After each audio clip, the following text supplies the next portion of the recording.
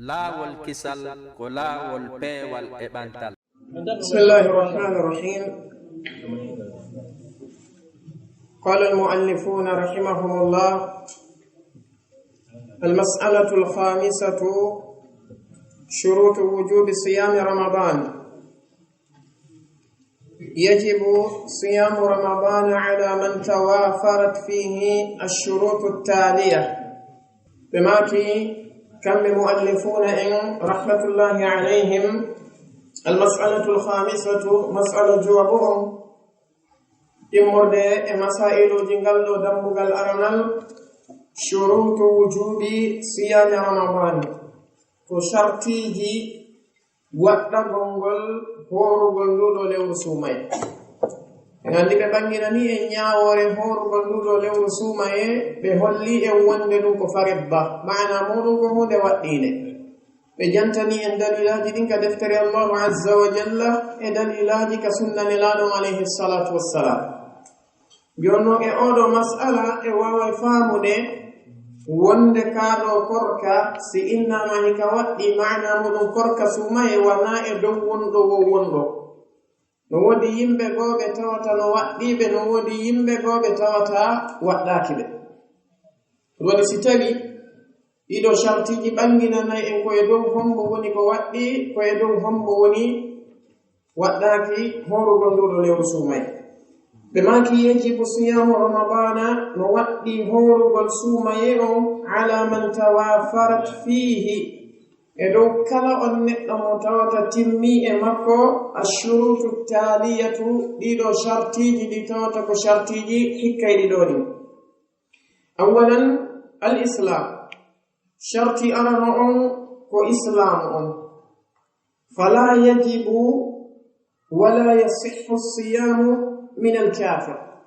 bima fala yajibu korka ka waddaki wala yasihhu as-siyam kanyum korka kan sellata kadi minal kafiri immorde e odo neddo mo tawata ko o kefero do haray ka sengo wi'ugol wonde korka kan ka waddaki e do neddo mo tawata ko o kefero dunno ko mahallu khilafin wa niza'in bayna al ulama pero e yiko be janti kon ko wonde waddaki e do neddo mo tawata ko o kefero sabu non hon sabu tawde kanko e hoore makko la yadkhulu min alladhina wala la yadkhulu tahta alladhina khatabahum Allah tabaraka wa ta'ala bi fardiyati as-siyam. Allah azza wa jalla ko wi ko ya ayyuhalladhina amanu kutiba alaykumus siyam. idan de maki wonde madama beedo heferabe nata nertum idan kambe waddaki e dow mabbe kaado korka ala Sheikh Usaymin alayhi rahmatullah kambe me maki wonde la shakka korka kan no waddi e dow kefero bal dewe den fu no waddi e dow makko kanko kefero on ko woni si o wadi de kanko meddo halata kufrihi la tasihhu minhu e sellata e makko tanke ko o kefero kon non de waddimo sabu won ngo Allah azza wa jalla tagiri e ngem fu meden julbe meden e heferabe meden fi hon irewgol mo ka wama khalaqtul jinna wal insa illa li ya'budun dum mu'minuhum wa kafiruhum ko go dimmitel mudungel be maki ko hollata wonde kambe heferabe ben tigi hoore mabbe no waddi e dow mabbe dedo dewe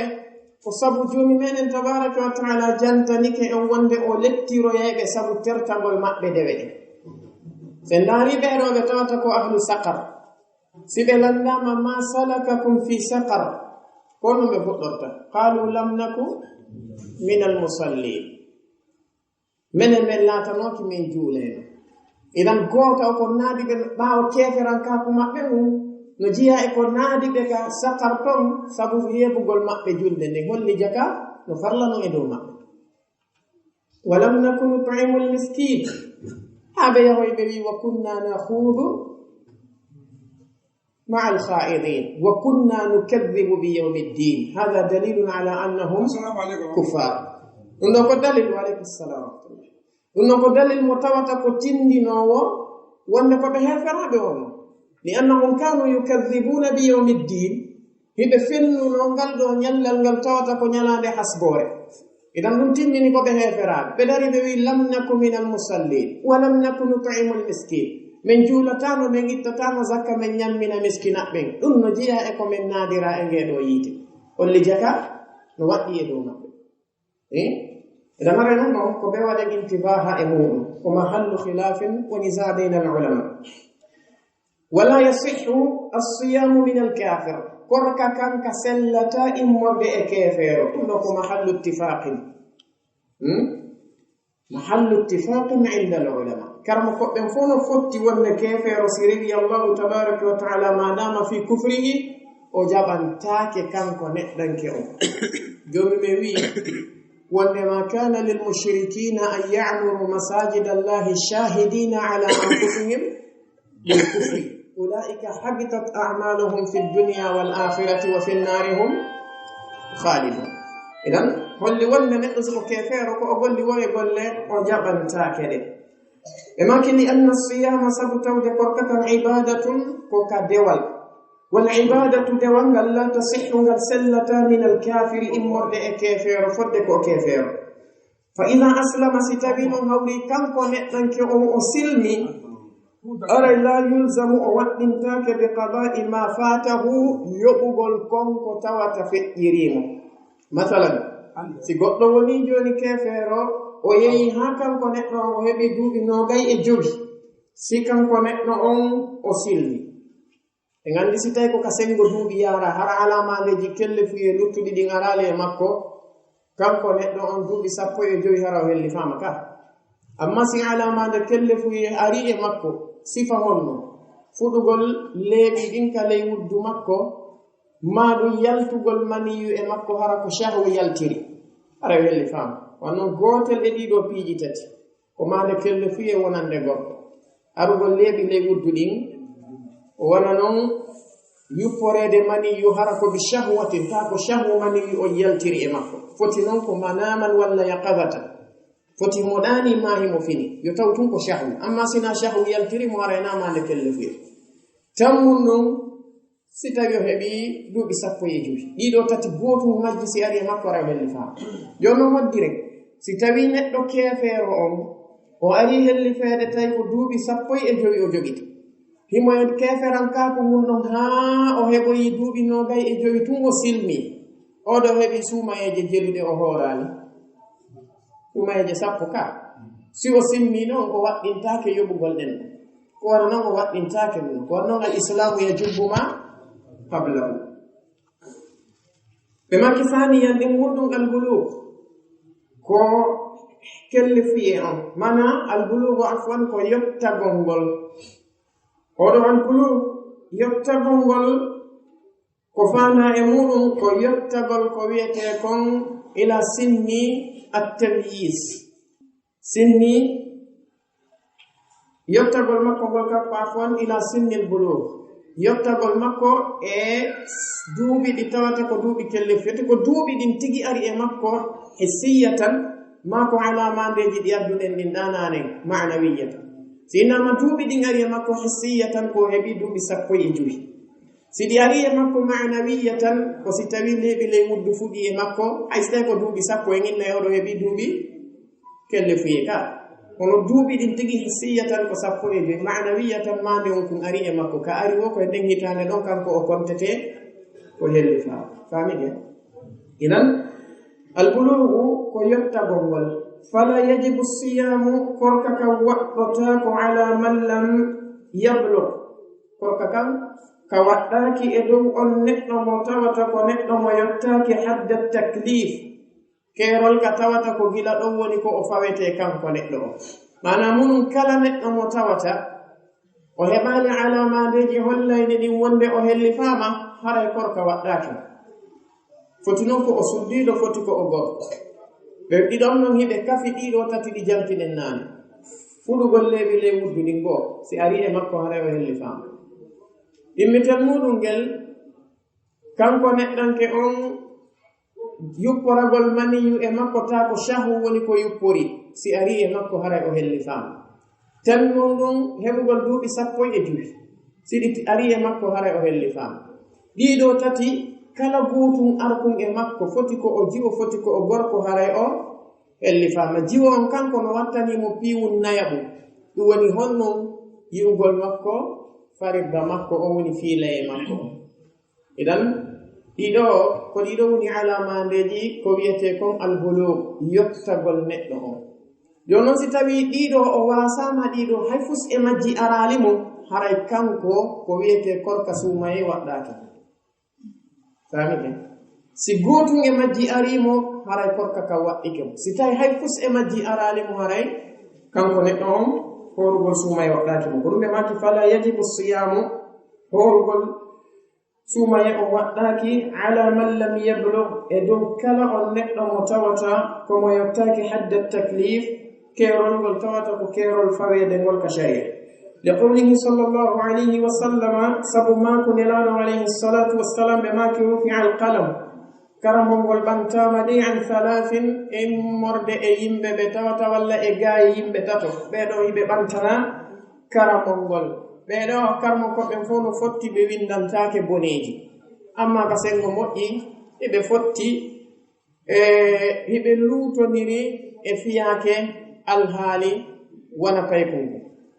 si tawi o golli ko moƴƴi o windante ka o windantake hoɓɓe wi wonde si o golli ko moƴƴi ko tindinɗomo o windante hoɓɓe bo wi hay kanko o heɓa e moƴƴereji kanko tigi o hoore makko ɓe maki o heɓa e moƴƴereji amma neɗɗo mo tawata ko feetu ɗon cheikh l'islam ibn taymiyya taɓe maki o windantake ko moƴƴi kadalika o windantake ko goɗɗi fa dakara minhum nelaɗo alayhi salatu wassalam ɓe janti e ɓeɗo tatoɓe assabiya hatta yahtalima ayi kunno payi kun haa kun hoyɗito mana muɗum hamani yaltira e makko bi shahwati ay ɗo nelaɗo alayhi salatu wassalam ko ɗum ɗo tumɓe jantiɗo kono ani ko maana hollo wonde kala ko innete alamade kelle fuye ko ari e makko kanko neɗɗo on haray gila ɗon ko fuɗɗama windanede fay kunkun tanke ɗiɗi jantiɗen nanen o heɓali hay gotum e majji haray himo ɓantana o windantake boneji makko ɗi amma moƴƴiɗin fa mahallo khilafi walakinahu siko woni tun kankum pay kunkun yasihhu siyamu korka kan no sella walla walakinahu siko woni yasihhu siyamu korka kan no sella min gayri lbalighi immorde e neɗɗo mo tawata o yottaki law sama si o hoori ayi yani si tawi o hoori tawi kañum fay kunkun o helli faaka hatta korka makko kanka sellay ka jaɓete ka allahu azza wa jalla ɓe maki noon chart ida kana si tawi o laatike mumayyizan ko o sennidirɗo mana muɗum hara himo sennidiri ko bonnata korka e ko bonnata korka kanko pay kunkun himo woɗɗiti piiji bonnayɗi korka ɗi kanko koɓe makay galiban sinnu tamyisi ko 7 sinin ko inete duuɓi sennidirgol ngol ko fuɗɗanto goɗɗo ko duuɓi 7 ɓeɗo waɗi sinelaɗo alayhi salatu wassalam ɓe maki muru abna'akum bisalati li 7 yamire pay koye moɗon koye julde sanga kaɓe heɓi ɗon duuɓi 7 gila ɗon yamireɓe juulugol kaɓe yamirte ɗon julde gila ɗon yoɓe yamire dendanigal piiji ɗi tawata ko ɗiɓe hippata ɗi waɗugol ka sharia dina ɓe maki wa yambagi no hanani li waliyi amrihi on mo tawata ko heftuɗo fiyaki pay kunkum mo o wondi e muɗum toppitiɗo mo ga yamura hunde o yamirtamo bisiyami korka kan liyatadahu fiyo pay kunkunku wowtu korka kan wa ya'lafahu o takkodira e korka kan kanko e makka ɓe wawa wondude hara ñande o hellifa o soñjotaka ɗum ɗon si tawi pay kunkun heɓi sinnu tamise o heɓi duuɓi 7 gila ɗon haray aynuɗomo on yo yamirmo nde wonde pay kunkun yokum huuru si pay kunkun tigi immanike hoore mum wi'i hoore madama korka kal lorratamo wata haɗumo accu o hoore andi ene yimɓe muyno woodi pay koye koye si tawi immiki howrugol taale ɓe andi pellet korka kan ala lorrude pay kunkun ɓe daroto ɓe haɗa pay kunkun korka kan ɗum ɗo ko tana ko hunde nde tawata nde yaha e ko sahaba ɓe gandirako kamɓe ɓe accayno pay koye maɓɓe koye hoora balɓe maki nde wonde si yehi ha pay kunkun fuɗɗike wullude sabu heege ma ɗon ka ɓe ɗaɓɓanaymo ko o fijira ɓe jonna mo ɗum ɗon o hilno ɗon ha nangi nge muta fi honɗum yo wowtu idan ara ɗum ɗo ko hanaɗum wattede ile mum ko wona noon no hana wattede yili e muɗum kadi pay koye fi kelle fuye maɓɓe on tefugol wona ɗikkoy koye tawata ko jiwoy koye nene maɓɓe en no duwa tefude ɗum ɗon ɓe tasko ɗum moƴƴa si wona ɗum jiwon ko no ara helli feede ɓe fanka ɗo o wona ɗon o horali suumaye goo suumaye ɗiɗi suumaye tati ñande noon o andoyi wo wonde gila on saayi kaw yiwnomade kelle fuye ɗum suumaye waɗɗinomo gila on tuma haray o retarni moƴƴa e tele ka sharia no waɗɗimo yoɓugol ɗin ɗon fuu kadi sharia o yafotako muɗum sharia o yafotako muɗum karmo koɓɓen ɓe maaki wonde alwajibu ala aljahili ko assu'al ɓe maaki wonde haysi ko duuɓi ɗi tawata ko duuɓi tati nayi joyi woni o horali suuma e muɗum sabu angal andugol makko hari o helli faama madama ko o julɗo ɓe maaki no waɗɗimo yoɓugol ɗen ɗon nde lennanigal majji karmokoɓe lajina ɓen no waɗi on fatwa cheikh fausani e hoore muɗum waɗi on fatwa e karmokoɓe ɗuɗuɓe andi ɗum ɗon haare o hay ko kullorreke idan nene jiwoy koyno hani ɗaɓɓitude e maɓɓe yarli ɓe helli faama ɗaɓɓita e maɓɓe han si tawi yi'imande kelle fuye e maɓɓe hande kadi andinaɓe awa sharia on waɗɗike ko wona noon baaben kadi goroy koye e hoore muɗum kamɓe kadi ɓe ɗaɓɓita ɗum ɗon ɓe faama si ɓe yi'i on tigi helli faama ɓe andinamo wonde awa gila ɗo sharia on jawino onamma deƴƴugol ɗon tun tertoɗaɓe e hoore maɓɓe ɗum ɗon no haɗaka sharia dina islam ɓe maggi faali santam wonɗum al aqlu ko sellugol haqqille ɗen fala yajibu siyamu korka kan waɗɗaki ala almajnuni e dow on neɗɗo mo tawata ko feetuɗo wal ma'tu e neɗɗo mo tawata ko jofoojo yani neɗɗo mo tawata o wiyatake feetuɗo yo kono ko neɗɗo mo tawata wala ña ayayi waɗa e piiji antigi a faama e makko ko neɗɗo mo tawata himo ɗoyti o kontatake e feetuɓe ɓen kono ko jofoojo few anda ko watta neɗɗo mo tawata ko jufulu oɗo neɗɗo waɗɗaki e dow makko kanko kadi korka wono woni no waɗɗaki e dow neɗɗo mo tawata ko feetuɗon li qawlihi sallallahu alayhi wa sallama sabu mako nelaɗo alayhi salatu wassalam ɓe maki rufi alqalamu an thalathin karamol ngol ɓantanama tato fadakara minhum ɓe janti e nder ɓen ɗon almajnun oɗo neɗɗo mo tawata ko feetuɗo hatta yafiqa ha kanko feetuɗo on o dikka o iwa e feetere makko nden ɓe maki rabi'an nayabun ɗum assihhatu ko cellal ngal heɓugol cellal tawa neɗɗo o hattanay horugol suumayel faman kana maridan la yutiqu siyama lam yajib alayhi wa in sama sahha siyamuhu liqawlihi ta'ala wa man kana maridan aw ala safarin fa iddatun min ayamin ukhra fa in zala almaradu wajaba alayhi qada'u ma aftarahu min ayam ɓe maki wonde shartinayamo on ko ngal ɗo cellal faman kana kala on laatiɗo maridan ko o nawnuɗo la yutiqu siyama tawi o taqanaka o wawata ko wiyete kon horugol sabu angal cellal ngal lam yajib alayhi kanko haray waɗɗaki e dow makko korkaka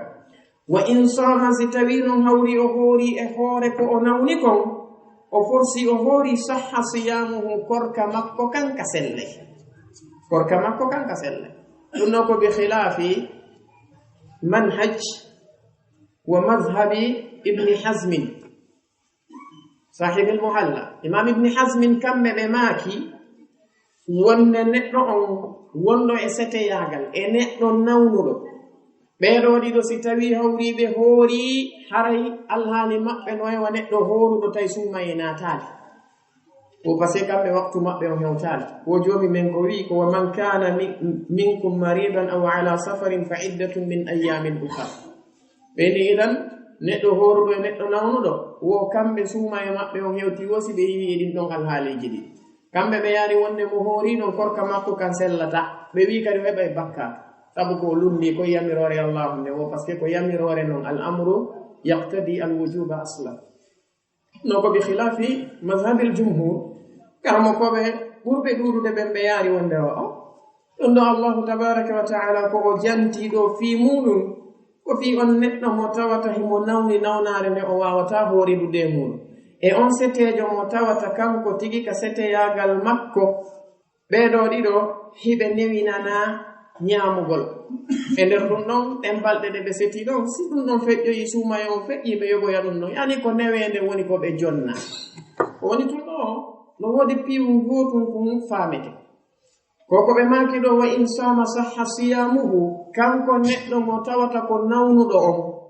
si o hoori korka makko kanka sellay si tawi kanko neɗɗo on korka kan tampinaymo o wakkilike hoore ɗum o ñoƴƴike o hoori no ɓe makiri noon korka kan sellay walakinnahu ya'tham kanko neɗɗo on o heɓay bakkaatu sabu honɗum li annahu azzaba nafsahu o letti hoore makko o forsi hoore makko o fawi hoore makko wonkikin ko ki wawata o sonjiki tele Allah azza wa jalla no accitanimo laawol o heɓay bakkaatu sabu tawde o hoori ɗon o forsi o tiiɗini nawnare makko nden ma o woni sabu nennugol ndikkugol makko ngol kono korka kan noon o kontete o hoori waɗay noon bakkaatu ko letti wonki makko kin famide qawlihi ta'ala sabu kongol allahu to ɗon o wi wa man kana mariban kala on laatiɗo ko o nawnuɗo aw ala safarin maɗum ko o wonɗo e hoore setew haray fa iddatun kanko himo yamira limugol min ayyamin ukhar ñalɗi goo ɗi wona e suumaye on o yoɓoya ɗon yani mo newinana taƴugol korka makko kan e ɗiɗo alhaaliji si suumaye feƴƴi o limoya ñalɗi yeru ko o ñawlino kon o yoɓa ɗum ɗon holli wonde oɗo neɗɗo mo tawata ko wonɗo e oɗo alhaali nawnare haray madama nawnare nden ko haɗa nde mo horugol o wawata horidugol e mayre haray waɗɗatum ɗo kadi no waɗi tan mbimo watte par ce que no waɗi kalmo koɓe goo yaaruɓe wonde nawnare nde yon tunde woni nawnare wonde woniri nawnare o haray simo faala o hoora simo faala o acca ɗum hay si tawi mo wawi horidude mayre masalan si hoore muusimo ni hara ko hoore muusata goɗɗo ni hay si tiiɗali haɗatamo korka ɓe wi simo faala o taƴe hoɓɓe yaari o hay siko kollum makko ɓuuti kollum ko fi kala na kanko ñamata na kanko yarata ɓe wi wonde haray mo wawi taƴude wona ibnu hasmin en kono yaari hay muhammad ibni sirin sifa mum ittama e maɓɓe kono ko ɓuri sellude kon koko karmokoɓe ɓurɓe ɗuɗude ɓe yaari kon wondema kanko neɗɗanke on nawnare fandande ɗo nden ko nawnare nde tawata ko haɗayde mo howrugol taw o wawata horidude mayre ɓase si innama ɗo kala mo hoore muusi ma kala mo jungo muɗum ɓuuti ma kala mo tawata e himo mari bar mew haray himo newnana taƴugol haray ɓe newnanaka taƴugol ɓen fanɗay dey par ce que hande o aduna mo wuruɗen ɗo komo nawnare mo wallini ɗum emo tawata no dasude nde yaada e muɗum ko ɓuri ɗudde mo yiyata ɗo tawi mo selli tamaman bi tamam mi'atan bi mi'a ɗum no fanni anda fanni ɓe maki fa in zala almaradu si tawi hawri nawnare nden nde iwoyi wajaba alayhi waɗɗoto e dow makko qada'u yoɓugol ma aftarahu konko kanko neɗɗanke o mo taƴi min ayyamin immorde e ñalɗi siko balɗe sappo o yoɓoya ɗen siko noga o yoɓoya siko lewru num fo o yoɓoya ɗo no woni nawnare nden no mari noneji ɗiɗi kono en haroya yiɓeyde yeeso ɗum noon inchallah azza wa jalla ɓe maki khamisan sharti jowabu on al iqamatu ko ñiɓugol ngol maana muɗum wonugol neɗɗo harana e setew o woni ko ñiɓugol makko ngol harana e setew woni ko o woni si tawi himo e seteyagal haray korka ka waɗɗaki fala yajibu sawmu korka ka waɗɗaki ala almusafiri e dow neɗɗo mo tawata ko setejo o e qawlihi ta'ala sabu konwal allahu to wuɗo on waman kana kala on neɗɗo laatiɗo maridan ko o nawnuɗo aw ala safarin maɗum ko o wonɗo e hoore setew haray fa iddatun min ayyamin ukhar kanko yo o limu ñalɗi goo o yoɓoya e nder ɗin ɗon haala seteyagal makko ngal kanko neɗɗo on himo wawi ñamude al aya ɓe maki falaw sama al musafiru si tawi hawri setejo on o hoori sahha siyamuhu korka makko kan kaselle ɗo kadi ko bi khilafi ma dhahaba ilayhi ibn hazmin imam ibn hazmin ɓe maki si o hoori e seteyagal korka kan sellatawa ɓe bakkatu kadi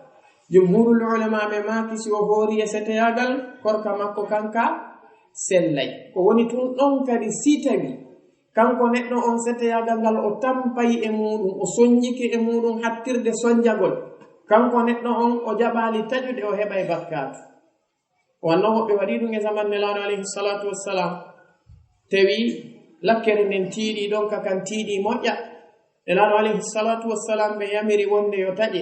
woɓɓe goo taƴi woɓɓe sali taƴude ɓe maki ulaika al-usat ulaika al-usat ulaika al-usat hiɓe wondi e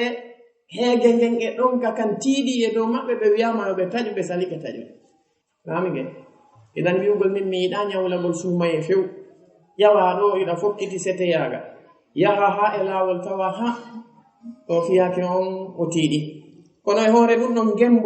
gemboɗa ɗon tawa hay siɗa juulde haray leydi ndin no turnandema bal hay sa juulay ko ya jooɗo wakkiloɗa ñoƴƴoɗa ɗon a heɓay bakkatu korka ma kan sellay kono a heɓay bakkatu ko lettuɗa hoore maɗa ko ɓe maki wa yajibu alayhi harayno waɗɗi e dow makko qada'u yogoygol ma aftarahu konko o taƴi fi safari ka setew ɓe maki sadisan jeegabum ɗum alkhuluwu min alhaydi wannifas ko yeewugol ɗum ɗo ko fi sonnaɓɓen to yeewugol makko kanko sonnajo on immorde e ko wiyete kon fiilardu kañumma e ɓesugol maana muɗum ko yo o wonu o wonda e ƴiƴam fiilaye o wonda e ƴiƴam ɓesugol si tawi mo wondi e ɗiɗo haray waɗɗaki mo taw horugol ngol ɓe maki fal ha'idu sonnajo mo tawata ko sonnajo fiiliɗo on wannu fasa e sonnajo mo tawata ko ɓesiɗo on ɗum woni jibinɗo on mo tawata o laaɓali la yajibu alayhima waɗɗaki e dow maɓɓe kamɓe ɗiɗo asiyamu korka kan bal siko woni yahrumu alayhima no harmi e dow maɓɓe kamɓe ɗiɗo horugol ɗo ittifaqan bayna al ulama horugol ngol no harmani kala sonnajo wonduɗo e fiilay e kala sonnajo wonduɗo e ɓesum si o hoori korka kan jaɓatake ɗiɗi o heɓay bakkatu kadi ko o hoori ko ɓe maki ɓe qawlihi sallllahu alayhi wa sallam sabu mako nelaɗo alayhi salatu wassalam alaysa ene sonnajo on laataki ida hadat si tawi kanko sonnajo on e laataki sonnajo on si tawi o fiilike lam tusalli o juulata walam tasum o hoorata fadhalika min nuqsani diniha ɗum ɗo ko jeeya ɗum e ɗoytagol dina makko ma yani ko fewnoɓe mako no wonde sonnaɓe ɓen koɓe naqisatu aqlin wa dinin kamɓe nelaɗo alayhi salatu wassalam noon ɓe tindini ko honɗum holli wonde dina maɓɓe kan no ɗoyti ɓe maki sonnajo on e alhaali makko on laataki si tawi o fiilike kanko sonnajo on ma o ɓesike o juulata o hoorata ɗum ɗo en fof eɗen jaɓi holli wonde on ɗon alhaali no harmanimo juulugol no harmanimo hoorugol wa yajibu alqada'u alayhima no waɗɗi yoɓugol ngol e dow maɓɓe ɓe ɗiɗon noon li qawli aishata radiyallahu anha sabu konngol yimma meɗen aicha radiyallahu anha ɓe maki kana yusibuna dhalik laatino no heɓayno men ɗum woni oɗo fiilaye fa nu'maru min yamire bi qada'i sawmi yoɓugol korka kam kono wala nu'maru min yamirtanoke bi qada'i as-salati yoɓugol julde nde kammo ko ɓe maaki hikma on fii honɗum ka korka kañum ɓe yaɓirtake yoɓugol ka julde ɓe yaɓirtake yoɓugol ko sabu tawde julde nden kañum tatakarrar fil yawmi marrat ko karrat e nder ñallal ngal julde nden kañum nde fillinnoto si woni joni ñallal waktuji 5 balɗe 2 waktuji 10 balɗe 3 waktuji 15 balɗe 4 waktuji 9 sen detti ɗon balɗe 6 ko ɓuri ɗuɗude sonnaɓe ɓen ko 6 ha 7 woni galiban aada maɓɓe sen detti balɗe 7 laaɓi 7 ko jelu 35 waktuji so innama yo yoɓu ɗum mettay Allah azza wa jalla yuridu Allahu bikumul yusra wa la yuridu bikumul usra wa ma ja'ala alaykum fi ad-din min harajin idan ɗon o yaafi amma korka kam ko laawol gotol pet arata e nder hitane ɗe idan yoɓugol ɗum ko amrun sahal ɗum ɗon no newanino ɓe maki almas'alatu sadisatu mas'ala jeegamo on thubutu dukhuli shahri ramadana wanqi ba'ihi ɗo ko atti en fuɗɗade kañum oɗo mas'ala hare ɗiɗo shartiji ɗi tawata ko shartiji 6 ɗi ɓe jantani en ɗoni e yi 5 arani ɗin ɗin ɗon gorko e sonnajo no hawtiɗi amma 6 bo on ko heraniɗo sonnaɓe ɓen hare ɗiɗo ko en faamu moƴƴa si tawi goto pet e majji mankani neɗɗo on haray korka ka waɗɗaki mum ko beeɗi fof ɗi timma ko ɗum waɗi si ɓe maki hatta tatawafara ɓe maki ashurutu attaliya hatta tatawafarat fihi ashurutu attaliya ha timma e makko kanko neɗɗo on shartiji hikkay ɗiɗon ɗin ɗi fof majji hara goto e majji manka siko gorko shartiji 5 ɗin fof timma siko sonnajo 6 ɗin fof timma si goto e majji manki haray korka ka waɗɗaki fami hen jonno oɗo mas'ala jeegabo jiyaɗo e mas'alaji ngal ɗo dammugal aranal ɓe maki thubutu dukhuli shahri ramadana wa inqidaihi, yani ko tabitugol naatugol nduɗo lewru suumaye kañumma e tabitugol lannugol mayru timmugol mayru kayru lewru ndo. mana mum ko honno andirte nduɗo lewru suumaye ndu naati, ko honno andirte lewru ndun ndu timmi ndu gayni. بماك يثبت دخول شهر رمضان برؤية الهلال بنفسه أو بشهادة غيره على رؤيته أو إخباره بذلك. فإذا شهد مسلم عدل برؤية هلال رمضان ثبت بهذه الشهادة دخول شهر رمضان، لقوله تعالى فمن شهد منكم الشهر فليصمه، ولقوله صلى الله عليه وآله وسلم إذا رأيتموه فصوموا، ولحديث ابن عمر رضي الله عنه أخبرت النبي صلى الله عليه وسلم برؤية رمضان فصامه وأمر الناس بصيامه. بما كون يثبت دخول شهر رمضان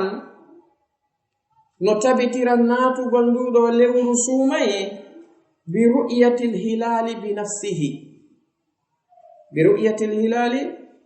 بنفسه أو بشهادة غيره على رؤيته أو إخباره بذلك. بما كندود لو رسومي هندو تبترا ناتو قل ميرو سبو يئي ميرو، بمعنى ستبيب كيرو لورو نغور ميرو بيئاما نتنو يئينو neɗɗo mo tawata ko neɗɗo julɗo, mo tawata ko nonduɗo, mo tawata ko selluɗo gite, si tawi hawri o yi'i nduɗo lewru suumaye haray tabiti kayru lewru ndu naati. ɓe maki aw bi shahadati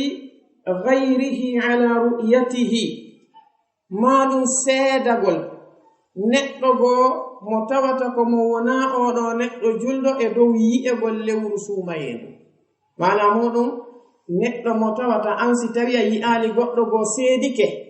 kanko tigi ko o neɗɗo julɗo mo tawata ko nunduɗo wonde o yi'indu naya innu ɓamin mi yi'ali a wandu natali. ɓe maki aw ikhbarihi bidhalika, ma humpitegol makko kanko neɗɗanke on yi'egol lewru ndu, mana an tigi si a yi'indu ndu naati. si tawi o way goɗɗo goo seedike wonde o yi'indu ko wonama an ndu naati. si tawi hawrile a humpitama kadi wonde ndu yi'ama foti kaka télé humpitaɗama ka radio woni ko humpitaɗa tawi ko jaɓanteɓe habaru humpiti haray lewru ndu wandi fiyake oɗo almatali ikhtilafu almatali luutonirgol ɗeɗo ƴellitale no mari muskila molanaɗo hande e yimɓeɓe. ko waɗi si tawi hawri masalan lewru ndu ndu yi'ama hande wona saudiya, si ndu yi'ama ton hande no woodi e yimɓe gooɓe tawata ko wonɓe wona amérique ma wonɓe afrique ɗo ɓe jokkay saudi ɓe hoore hay si ɓe yiyali kama.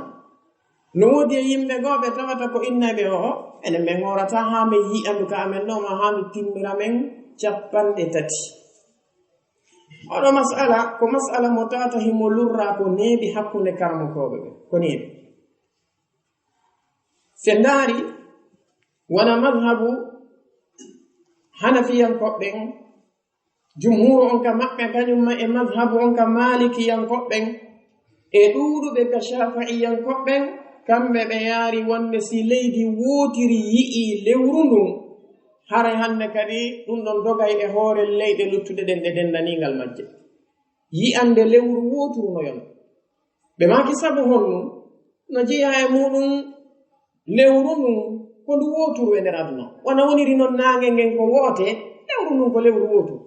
yaltayno ndun saudiya wona ndu yaltata kamen ɗo yiyendu, ko kañ yaltayno ndun ɗo ko ndu yaltata amérique ɓe yiyen. idan si tawi hawri lewru ndun ndu yalti e nder aduna on nokku gooto, ɓe maki haray ko ɗum woni ndu yalti. wonelaɗo alayhi salatu wassalamu ɓe maki suumu li ru'yatihi, ɓe maki hoorire sabu yi'ugol lewru ndu. se ndaari siyak maako maɓɓe on suumu li ru'yatihi, ɗon ɓe waɗɗinaali ko beetu yi'on, ko ɓe maaki ko hoorire sabu yi'egol mayru, ko ko ono yi'iba ko hoɓɓe goo yi'iba hoorire ɗum ɓe makani suumu li ru'yatikum iyyahu hoorire sabu yi'ugol mon onon lewru ndu ɓe maki suumu li ru'yati hoorire sabu yi'ugol lewru ndu ɗum noon foti ko ono yi'i ndu foti ko hoɓɓe goo yi'i ndu suumu ɓe noon kamɓe ɓe yaari kama kuuɓe goo tawata ɗum ɗon ko ɓurnum tiiɗude ka madhabu hanabilayankoɓɓe kamɓe ɓe yaari wonde li kulli baladin ru'yatu ahliha walla ahlihi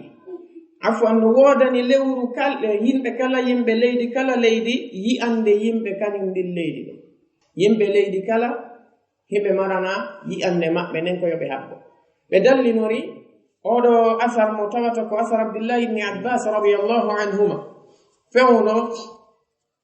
kurayb iwno sham tawi ko muawiya woni sham toon radiallahu anhu kamɓe kurayb ɓe iwi toon tawi muawiya en sham toon ɓe yi'i lewru ɗum kamɓe ɓe hoori on sati kurayb ɓe seeni madina ɓe tawi abdullah ibni abbas lanniɓe ko honno woniri fiyake mon sham toon on hoori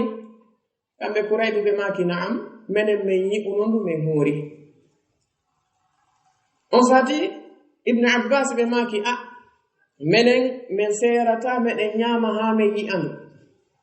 min serata kadi meɗen hoora haa min yi'e andu yakati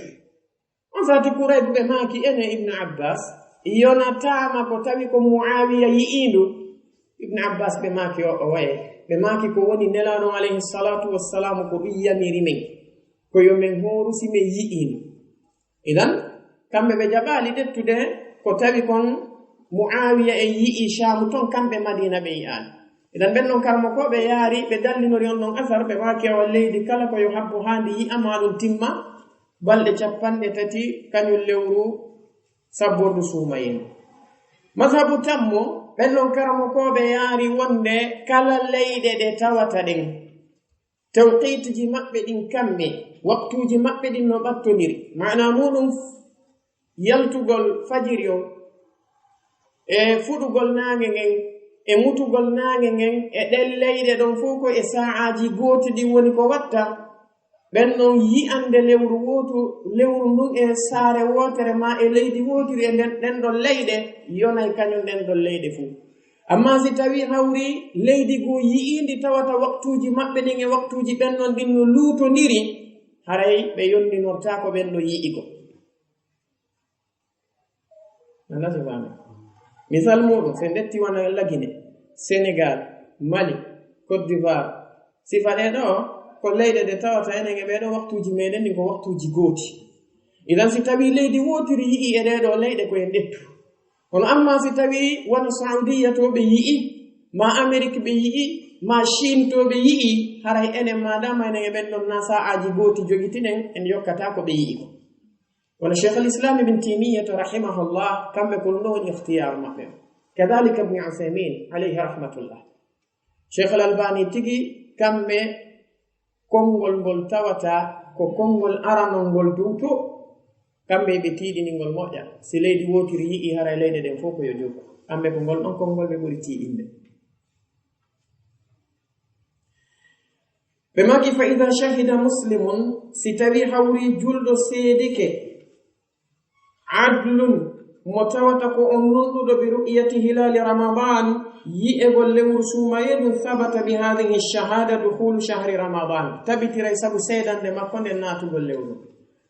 onon no gasa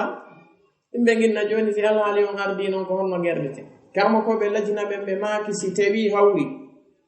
yimɓe leydi ndin ka wonɗon ɗon madama eɗon mari hooreɓe ka islam halfinaɓe diina kanka leydi moɗon si tawi lewru ndum fiyake mayru on jiɓi ndu yi'aka ka moɗon kono ndu yi'ama nokku goo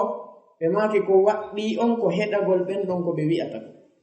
si tawi hawri kamɓe halfinaɓe diina kamɓe wi'i habboɗen ha yi'en ma ha timminen 3 haray ko ɗum waɗɗi o amma si ɓe maki ɓa yi'ama to haray ko en hooru haray woni wajibi e hoore moɗon yon hooru sabu piiji ɗiɗi yimɓe go wolani ɗum ɓe nan menen goyna liggol men woni horande liggol kadi koye nandina kamɓe on ɗon horande sabu piiji ɗiɗi waɗɗori o go allahu azza wa jalla o wi ya ayyuha alladina amanu ati'u allaha wa ati'u rasula wa ulil amri minkum kono yo gomɗinɓe ɗofti allahu ɗoftoɗon nelano alayhi salatu wassalam ɗoftoɗon ɓen jogitiɓe fiyakuji moɗon ɗin mana munum heftuɓe fiyakuji moɗon ɗin jonnon ɓen ɗon ko al umara'u wal ulama'u ko lamɓe ɓe tawata ko heftuɓe fiyakuji meɗen adnayankoji ɗin e karamokoɓe ɓe tawata ko heftude fiyakuji meɗen dinayankoji ɗin ɓeɗo allah azza wa jalla no yamiri en ɗoftagol ɓe fodde ɓe yamirali en ko lumni sharia idan ɗum ɗon ko dalil wonde si ɓe wi'i en horu waɗɗike hoore meɗen horugol sabu yi'ande ɓeyande si ɓe wi'i kadi koyen habbo ha yi'en ma timmine capanɗe tati haray waɗɗike si a lundike ɗum ɗon heɓay bakkatu ɗin ɗum ɗum ko honɗum hollata waɗɗike elaɗon alayhi salatu wassalam ɓe maki assawmu yawma tasumun wal fitru yawma tuftirun ɓe maki korka kanko ñande on fo moɗon horuɗon juldere nden ko ñande on fo moɗon taƴuɗon juuluɗon mana muɗum naayo julɓe ɓurɓe ɗuɗude ɓe yaruɗa tawale hiɓe wondi e ko selli kon antun seliɗoɗaɗa sifa ko yimɓe ɓuy watta ka menen ɗon masalan si tawi liggon inni ndu yiyama saudi joni janggo hoore woɓɓe goo yiya ɓe ndara calendrier ɓe nako nogay e jeenayi min ko faɗɗi janggo mi hoorata yalta tawa kawtal mum fof no hoori kañum hoorata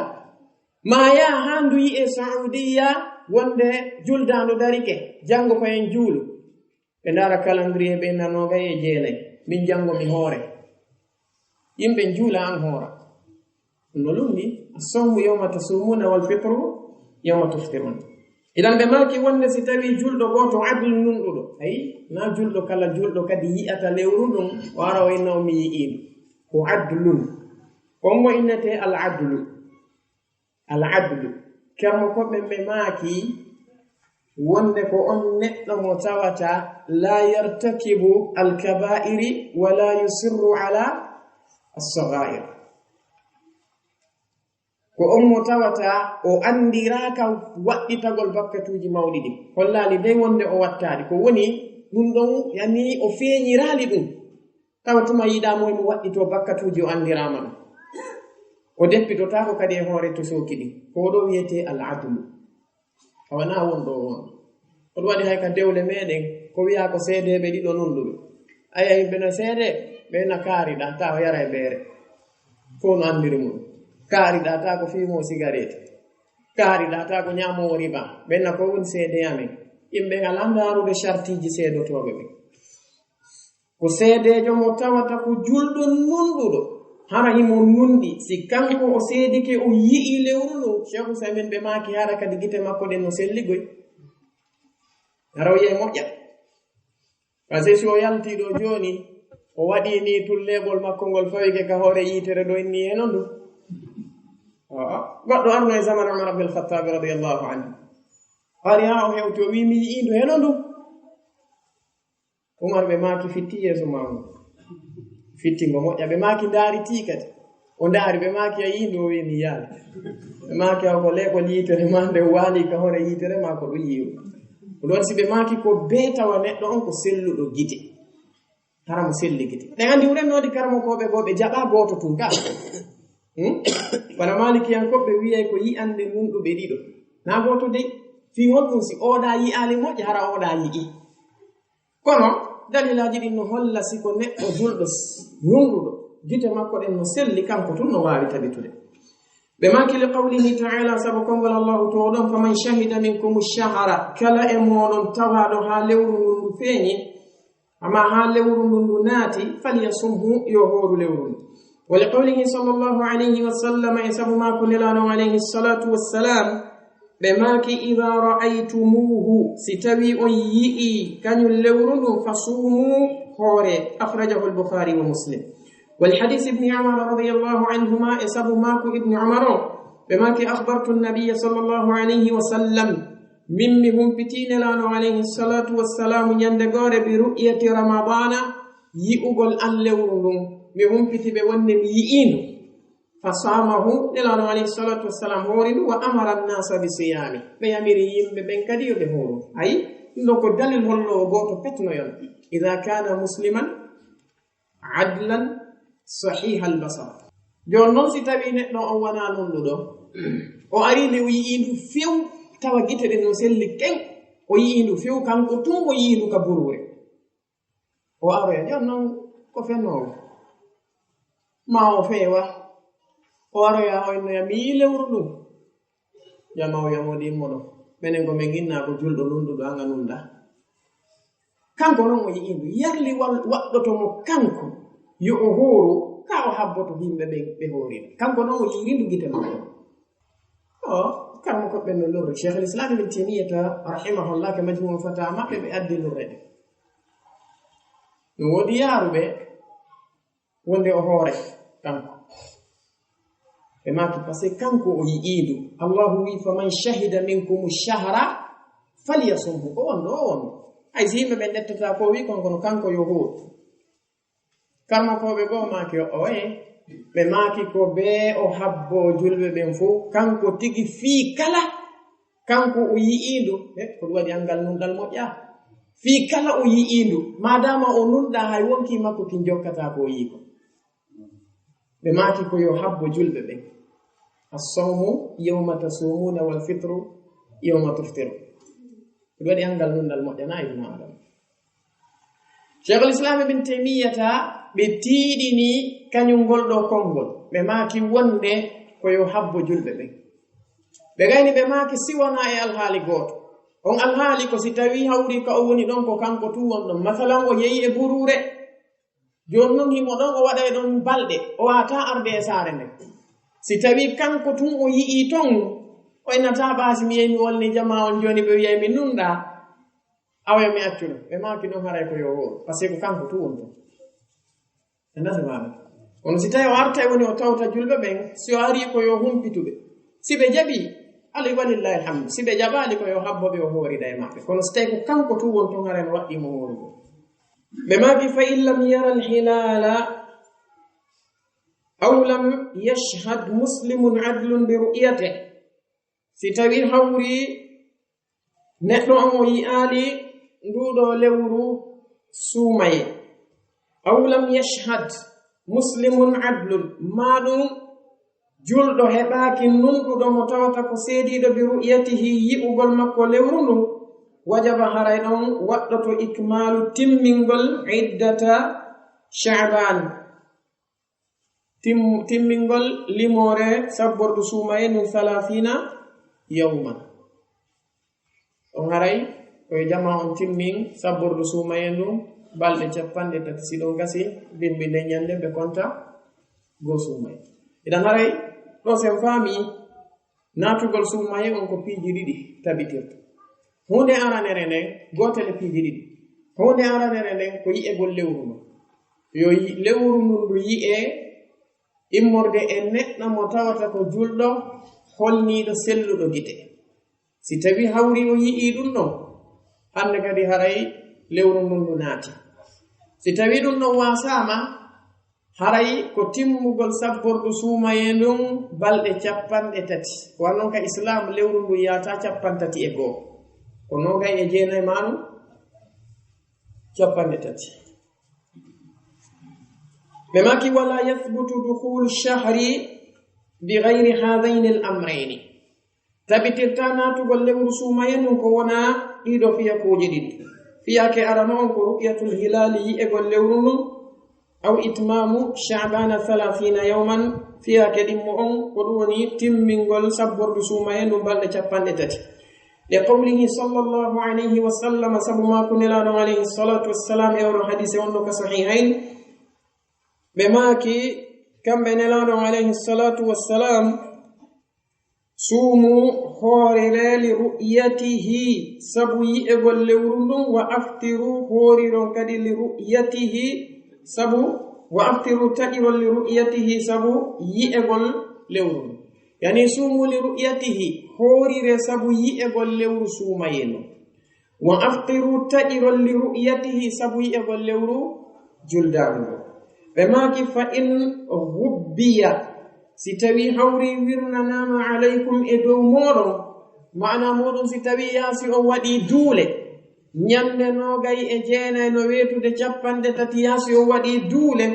o wawali ndu yi'ude ɓe maaki fa akmilu timmine iddata sha'bana 30 timmine limore sabbordu suumaye non balɗe 3 timmude tes holli honno jam ko ɗiɗo piiji ɗiɗi gotel e majji woni ko lewru suumaye non natirta ɓe maki wa yathbutu no tabitira inqida'u ramadana lannugol lewru suumaye non bi ru'yati hilali shahri sawwal sabu yi'egol nduɗo lewru ndu tawata ko lewru juldano bi shahadati muslimayni adlayni ɗo ɓe maki sabu seedande hono julɓe ɗiɗo nunɗuɓe ɗiɗo e yi ka yi'ugol lewru suumaye non ɗon ɓe maki yonay e yi'ugol julɗo gooto nunɗuɗo selluɗo gite ka yon non ɗo timmugol mayru ɗum woni yi'egol juldano non ɗum non ko be wona julɓe ɗiɗo nunɗuɓe ɗiɗo ko ɗum ɗo woni madhabu jumhuril ulama ko be heɓo julɓe ɗiɗo nunɗuɓe ɗiɗo gooto to yonata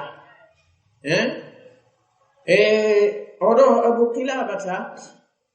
ɓe maki wonde ñande goore yimɓe ɗiɗo arno e zaman Umar ibn al-Khattab radiyallahu anhu tawi ɓe yuri terlen ka sahara ka ɓurure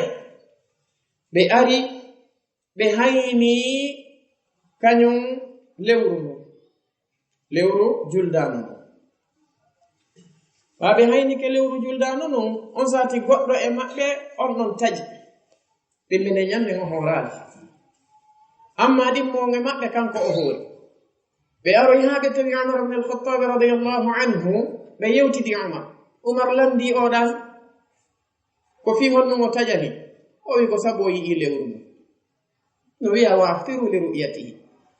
ɓe landi oɗa ko fi honno ngo hoorani o wi ko hoorinimo ko sabu tawde julɓe ɓen fof no hoori as-sawmu yawma tasumun wal fitru yawma tuftirun Umar ibn al-Khattab radiyallahu anhu ɓe ndaarimo kanko taƴuɗo on moƴƴa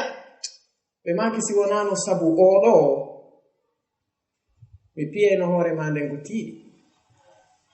si wonano sabu makko kanko mi piyete no piggal tiiɗungal ka hoore kadi karmo ko ɓe maaki wonni Umar ibn al-Khattab radiyallahu anhu ɓe feliri mo fi wonno sabu tawde kanko o lundiki julɓe luttuɓe ɓe mo taƴi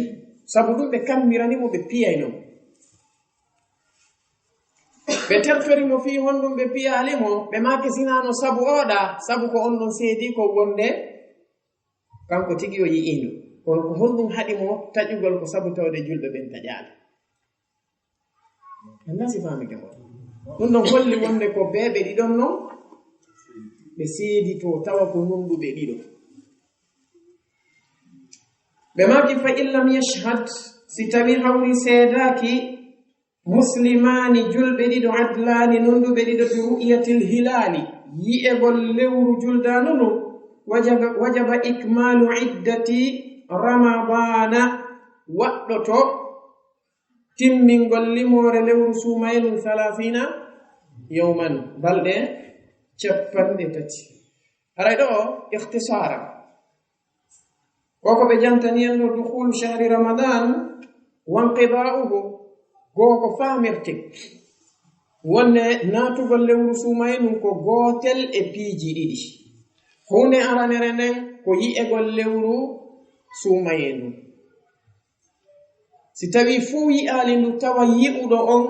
malla seediɗo yi'i on ma humpituɗo yi'i on tawa ko o neɗɗo julɗo nunɗuɗo selluɗo gite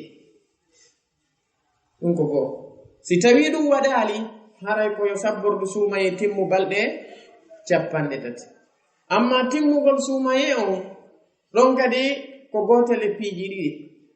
goo on ko yi'egol lewru sumaye num lewru juldano num yi'egol lewru juldano num koyo yi'e e kene pettan ma ko fanɗi wo tawa ko julɓe ɗiɗo nunɗuɓe ɗiɗo selluɓe gite woni ko qirritoto wonde kamɓe ɓe yi'ino kañum lewru juldano si tawi hawri ɗum ɗo woopi haray ko be timminen suumaye on balɗe 30 ɓe tawata ko timmude tis ko bimbinde ñande waweten laawol kisal ko laawol peewal e ɓantal